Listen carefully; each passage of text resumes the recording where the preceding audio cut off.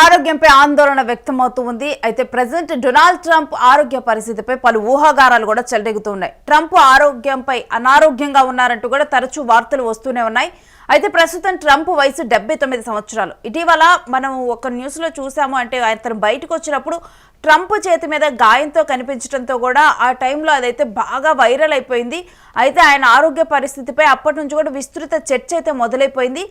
అయితే ఇప్పుడు మరలా కూడా ట్రంప్ ఆరోగ్య పరిస్థితిపై ఒక విచారణ వ్యక్తమవుతూ ఉందంటే అంటే ఆయన ఆరోగ్యం మరింత క్షీణించింది. ఆయనకి ఏదో హెల్త్ ప్రాబ్లమ్స్ అప్పుడు ఏంటంటే చర్మం మీద కమిలినట్లుగా కూడా మనం చూస్తూ ఉన్నాం కదా, కాలినట్లుగా గాయాలు ఉండటంతో కూడా అదొక చర్మ ఆరోగ్య పరిస్థితి. అతనికి హెల్త్ ఇష్యూస్ అంటే చర్మానికి సంబంధించి ఏదైనా ప్రాబ్లం ఉండవచ్చు అనుకున్నారు. అయితే ఇప్పుడు మరలా కూడా ట్రంప్ ఆరోగ్యమే బాగాలేదా, వయసు రీత్యా కూడా అతనికి 79 సంవత్సరాలు వయసు రీత్యా కూడా బాగాలేదా ఏంటి అని చెప్పి కూడా ఒక విచారణ వ్యక్తమవుతుంది. అయితే గతంలో ఈ గాయాన్ని దాచడానికి ఆయన చేతికి మేకప్ వేసుకొని కూడా కనిపించారు. ట్రంప్ చేతులపై గాయాలు, అతని చీల మండలం చుట్టూ కూడా వాపు ఉన్నట్లు ఫోటోలు వెలువడటం అధ్యక్షుడి ఆరోగ్య అంచనా యొక్క ఖచ్చితత్వంపై ప్రశ్నలకు దారితీసింది. ఇక ఈ గాయం విషయంలో ట్రంప్ వైద్యుడు సీన్ బార్బెల్లా స్పందించారు. ఆయన గాయం నిజమేనని అంగీకరించారు. తరచుగా కరచాలనం చేయటం వల్ల, ఆస్పిరిన్ వాడటం వల్ల ఇలా జరిగిందని కూడా వెల్లడించారు. అయితే ట్రంప్ పూర్తి ఆరోగ్యంగానే ఉన్నట్లుగా కూడా స్పష్టం చేశారు. మరోవైపు ట్రంప్కు దీర్ఘకాలిక సిరల లోపం ఉన్నట్లుగా కూడా వైట్ హౌస్ ధృవీకరించింది. ఇటీవల ట్రంప్ ఏదైనా విషయంపై స్పందించాలని అనుకుంటే సోషల్ మీడియా మాధ్యమం ట్రూత్ ద్వారానే వెల్లడిస్తూ ఉన్నారు. వారాంతమైన ఆగస్టు 30, 31 తేదీలో కూడా ఎలాంటి పబ్లిక్ ఈవెంట్లు వైట్ హౌస్ షెడ్యూల్లో లేకపోవడంతో కూడా ఇక ట్రంప్ ఆరోగ్యంపై ప్రజల్లో అనుమానాలు మరింతగా పెరిగాయి. ఒకవైపు చేతికి గాయాలు ఉండటము, మరోవైపు తనకి కాళ్ళు కూడా వాపుగా ఉండటంతో కూడా ఆరోగ్యరీత్యా కూడా ఇప్పుడు వయసు రీత్యా కూడా ఏమైనా ఆయనకి హెల్త్ ఇష్యూస్ వచ్చాయి. నార్మల్గా కూడా వయసు మీద పడిన వాళ్ళలో కాళ్ళ వాపులు రావటం కానీ, కాళ్ళలో నీరు చేరటం కానీ ఇటువంటి పరిస్థితులు సంభవిస్తూ ఉంటాయి. వాళ్ళ కిడ్నీల పనితీరు మందగించి కాళ్ళలో నీరు చేరటం ఇలాంటి సీన్స్ చూస్తూ ఉంటాం. కాబట్టి ట్రంప్ కూడా అలాంటి ఆరోగ్య సమస్యలను ఆయన ఏమైనా ఎదుర్కొంటున్నారా అని చెప్పి కూడా అనేక అనుమానాలు ఉన్నాయి. అదిగాక 30, 31 తేదీల్లో కూడా ఆయన అసలు కనిపించలేదు పబ్లిక్ ఈవెంట్స్లో కూడా. సో పబ్లిక్ ఈవెంట్స్కి హాజరు కాకపోవడంతో కూడా ట్రంప్ ఇంకో 6 నుండి 8 నెలలు మాత్రమే బ్రతికి ఉంటారు అనే పుకార్లు కూడా ప్రజల్లో మొదలయ్యాయి. మరోవైపు అమెరికా అధ్యక్షుడు జేడీ వాన్స్ ప్రముఖ మీడియా ఛానల్తో మాట్లాడుతూ అధ్యక్షుడు ట్రంప్ ఎంతో ఆరోగ్యంగా, ఉత్సాహంగా ఉన్నారని వెల్లడించారు. ఇక ట్రంప్తో పనిచేసే వారిలో చాలామంది ఆయన కంటే చిన్నవాళ్ళేనని, కానీ వారందరికంటే చివరిగా నిద్రపోయేది, ఉదయాన్నే మొదట నిద్ర లేచేది అధ్యక్షుడు ట్రంప్ అని వాన్స్ వెల్లడించారు. కొన్నిసార్లు భయంకరమైన విషాదాలు జరుగుతాయని, వాటన్నిటిని దాటుకొని ట్రంప్ మిగిలిన తన పదవీ కాలాన్ని పూర్తి చేస్తారని ఆశాభావం వ్యక్తం చేస్తున్నాం. ఆయన అమెరికన్లకు చాలా మంచి చేస్తారన్న నమ్మకం తమకు ఉందని, ఒకవేళ భయంకరమైన విషాదం సంభవిస్తే అధ్యక్షుడిగా బాధ్యతలు స్వీకరించేందుకు తాను సిద్ధంగా ఉన్నానని వ్యాఖ్యానించారు జేడీ వ్యాన్స్. అయితే జేడీ వ్యాన్స్ చేసిన వ్యాఖ్యల నేపథ్యంలో ట్రంప్ ఆరోగ్య పరిస్థితి గురించి ప్రపంచవ్యాప్తంగా చర్చ మొదలైంది. ఇంతకీ ట్రంప్కు వచ్చిన ఆరోగ్య సమస్య ఏంటి, ఈ వ్యాధి లక్షణాలు ఎలా ఉంటాయి, దీనివల్ల ఎదురయ్యే ప్రమాదాలు ఏంటో కూడా ఇప్పుడు తెలుసుకుందాం. అయితే ట్రంప్కి దీర్ఘకాలిక సిరల లోపం ఉన్నట్లుగా కూడా వైట్ హౌస్ వెల్లడించింది.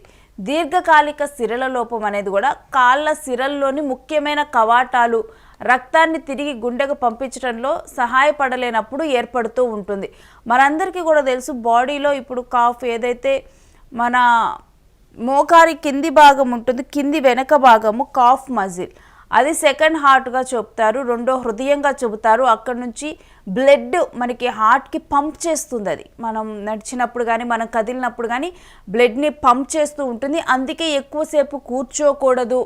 బ్లడ్ పంపింగ్ యాక్టివ్గా ఉండాలంటే ఎక్కువసేపు కూర్చోవద్దు, కొంచెం అలా గంట సేపు కూర్చున్నప్పుడు కొంచెం లేచి నడవండి అని కూడా అందుకే చెప్తారు. సో ఇప్పుడు ఏంటంటే ఆ కాళ్ళల్లో కవాటాలు దెబ్బతిన్నాయి సిరల ప్రాబ్లం వల్ల. ఇప్పుడు దెబ్బతినటం వల్ల గుండెకు రక్తాన్ని పంపించడంలో ఇప్పుడు సహాయపడలేనప్పుడు ఆ సమస్య ఏర్పడుతూ ఉంటుంది. కాఫ్ మజిల్స్ పని ఏంటంటే అక్కడ కాఫ్లో ఉన్న సిరలు ఉంటాయి కదా, ఆ నర్వ్స్ రక్తాన్ని పంప్ చేసే నరాలు, ఆ నరాలు రక్తాన్ని పైకి పంపించడంలో కొన్ని ఫెయిల్ అయినప్పుడు ఈ ప్రాబ్లం అనేది వస్తూ ఉంటుంది. అప్పుడు రక్తం కాళ్ళల్లోనే పేరుకుపోతూ ఉంటుంది.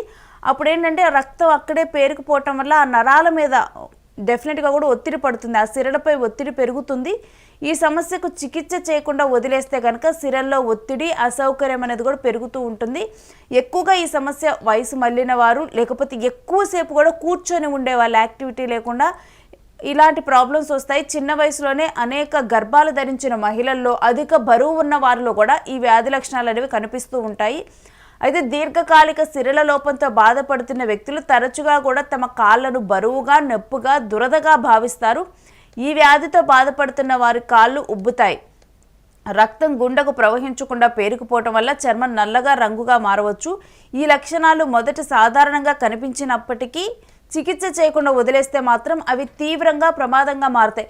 అంటే ఇవి ప్రాణాంతకమైన ప్రమాదం అయితే కాదు, అయినప్పటికీ కూడా వీటిని సరిగ్గా పట్టించుకోకుండా చికిత్స చేయకుండా గనక వదిలేస్తే డెఫినెట్గా కూడా ఇవి ప్రమాదంగా మారుతాయి. దీర్ఘకాలిక సిరల లోపానికి చికిత్స చేయకపోతే గనక చిన్న గాయాలు కూడా తీవ్రమైనవిగా మారే ప్రమాదం ఉంటుంది. ఎందుకంటే వీళ్ళకి కాళ్ళల్లో దురద కానీ, రక్తం సరిగ్గా పంప్ చేయకపోవటం వల్ల దురద కానీ వస్తుంది. దానివల్ల వాళ్ళు ఇచ్చింగ్ వచ్చినప్పుడు అదే ప్రదేశాన్ని వాళ్ళు తరచూ కూడా వాళ్ళు టచ్ చేస్తూ ఉన్నప్పుడు కూడా పుండుగా మారే ప్రమాదం ఉంటుంది.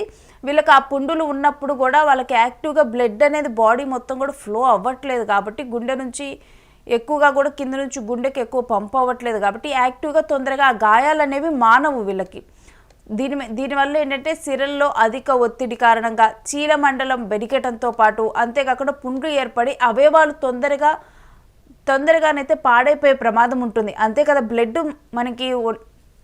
బ్లడ్ సరిగ్గా పంప్ అవ్వనప్పుడు, సరిగ్గా శుద్ధి జరగనప్పుడు మిగిలిన అవయవాలు దెబ్బతింటాయి కదా, అదే ప్రమాదం ఉంటుంది. ఇక దీర్ఘకాలిక సిరల లోపం యొక్క వ్యక్తుల్లో కాళ్ళు మరియు చీలమండలంలో వాపు లేదా బరువుగా ఉంటుంది. వాళ్ళకి కాలు తిమ్ముర్లు, దురద, ఉబ్బిన నరాలు, కాలి పుండ్లు, కాళ్ళు చీలమండలం చర్మం రంగు మారటం ఇటువంటివి కనిపిస్తే మన ట్రంప్ విషయంలో చూసినా కానీ ఆయన చేతుల మీద కూడా ఇటువంటి ప్రాబ్లం మనం చూడొచ్చు, నల్లగా మారిన గుర్తులు. సో సిరల లోపం ఉన్నప్పుడు వచ్చే ఏదైతే సిమ్టమ్స్ ఉన్నాయో అవే సిమ్టమ్స్ ట్రంప్ కూడా కనిపిస్తూ ఉన్నాయి.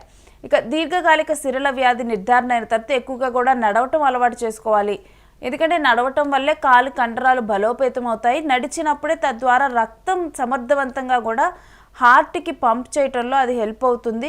ఇక కూర్చున్నప్పుడు కాళ్ళను పైకెత్తడం వల్ల రక్త ప్రసరణ సామర్థ్యం పెరుగుతూ ఉంటుంది. శస్త్రచికిత్స ద్వారా కూడా ఈ వ్యాధిని నయం చేయవచ్చు. ప్రపంచవ్యాప్తంగా కోట్లాది మంది ఈ దీర్ఘకాలిక సిరల వ్యాధితో బాధపడుతున్న వారు ఉన్నారు. ఇక వయసు పైబడిన వారిలో ఈ వ్యాధి లక్షణాలు విస్తృతంగా కనిపిస్తాయి. దీర్ఘకాలిక సిరల వ్యాధి అమెరికాలో ప్రతి 3లో ఒకరికి సోకుతూ ఉంటుందని, ఈ వ్యాధి గురించి భయపడాల్సిన అవసరం లేదని కూడా వైద్యులు వ్యాఖ్యానిస్తూ ఉన్నారు. కాకపోతే ఏది ఏమైనప్పటికీ కూడా జేడీ వ్యాన్స్ చేసిన వ్యాఖ్యల తర్వాత కూడా ఆయన ఊరటనిచ్చేందుకు కొన్ని వ్యాఖ్యలు చేశారు. కానీ దాని తర్వాతే మరింతగా కూడా ఆందోళన వ్యక్తమవుతూ ఉంది ట్రంప్ ఆరోగ్య పరిస్థితి మీద. అంటే ట్రంప్ ఆరోగ్య పరిస్థితి, ఎందుకంటే ఒకవేళ గనక ఏదైనా అనుకోనిది జరిగినప్పుడు నేను బాధ్యతలు స్వీకరించడానికి నేను సిద్ధంగా ఉన్నానని జేడీ వ్యాన్స్ మాట్లాడటము అంటే మరి నిజంగా అంత సీరియస్ ఇష్యూ ఉందా? ప్రజెంట్ అయితే ఇది చర్మ వ్యాధిగానే పరిగణిస్తున్నారు. కానీ ఏదైనా కానీ చిన్న సమస్యగా మొదలై ఆ తర్వాత దాని గురించి ఎక్కువగా కూడా చికిత్స తీసుకోకపోతే అది డెఫినెట్గా కూడా బాడీ మొత్తాన్ని కూడా క్షీణింపచేస్తుంది. మరి ప్రజెంట్ ట్రంప్ ఆరోగ్య పరిస్థితి బాగానే ఉంది అని చెప్పి ట్రూత్ వేదికగా కూడా చెప్పినప్పటికీ కూడా ఆందోళన అయితే మరోవైపు కొనసాగుతూనే ఉంది.